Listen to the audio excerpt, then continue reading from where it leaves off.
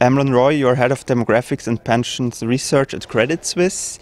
You're specialized in global demographics, but why should investors care about demographics?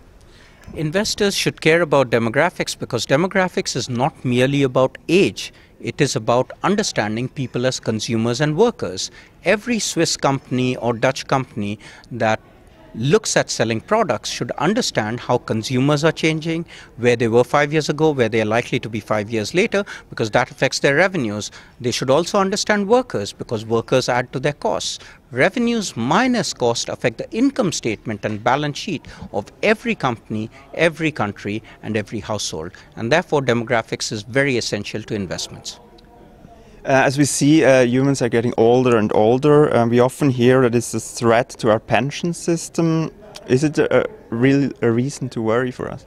Yes, absolutely. The reason that they're getting older is not a reason to worry. The reason to worry is that these old people have been made long-term promises by people in the earlier generations, not understanding what these long-term promises will entail. So if I were to tell you that 10 years later, I'm going to promise you X amount of money, and I don't know that 10 years later the world is going to all grow at negative 0.5%. Then it's not very good for me to be able to make that promise to you in a world where I know I will not be able to fulfill it, and I don't know where taxes will be 10 years later, I don't know where equity premium will be, I don't know where growth will be.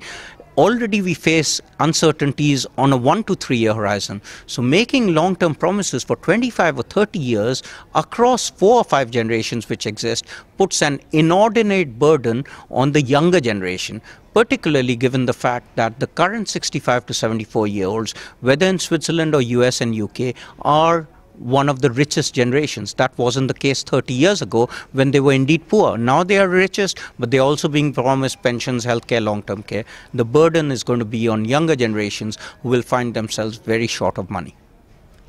We also observed that workers have become more and more productive in the past, but instead of working less, people tend to be working even more. Isn't that kind of paradox?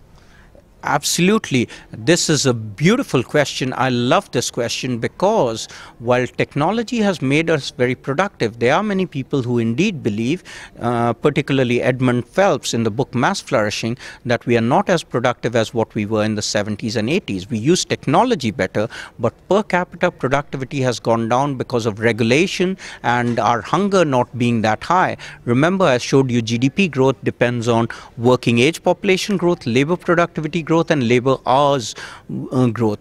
Labor hours growth also in productive means hasn't increased, neither has labor productivity. So the challenge there is to grow productivity, we need to hire more young people, more women, and they need to learn skills and technology better. So both retirees as well as young people could have lifelong learning, and they can change with the life cycle so that they earn enough, save enough, and consume enough over a period which is no longer 0 to 60, but rather 0 to possibly 100.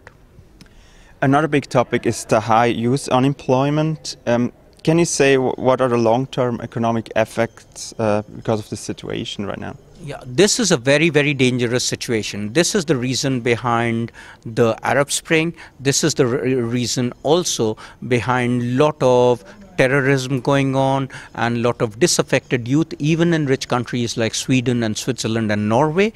If youth unemployment is not tackled, then rather than give a good promise to the younger generation, which we've got from our parent generations, we will be giving a very, very bad handover that creates problems not just for growth, but it also creates social problems such as depression, crime, and lost potential of youth.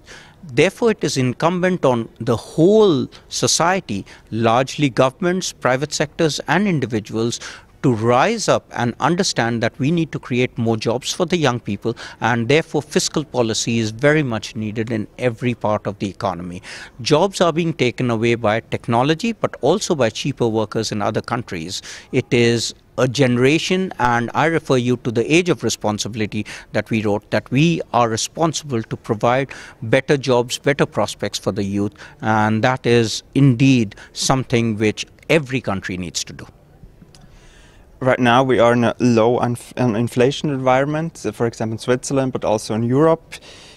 Is one reason for that the aging of the population, since older people tend to save more than they spend?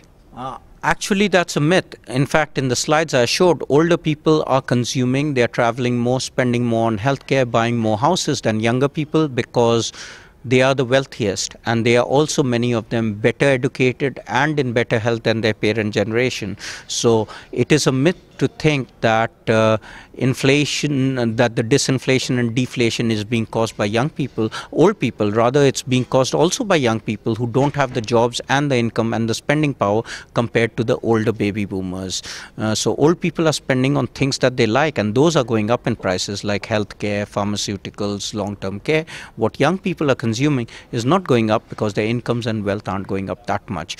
The reason for lower inflation also is that old people don't like more inflation, and more of them vote to have low inflation. If we have high inflation, that is going to erode or cut away on their benefits, and old people have the generational voting power over younger people who vote much less. Mr. Roy, thank you very much.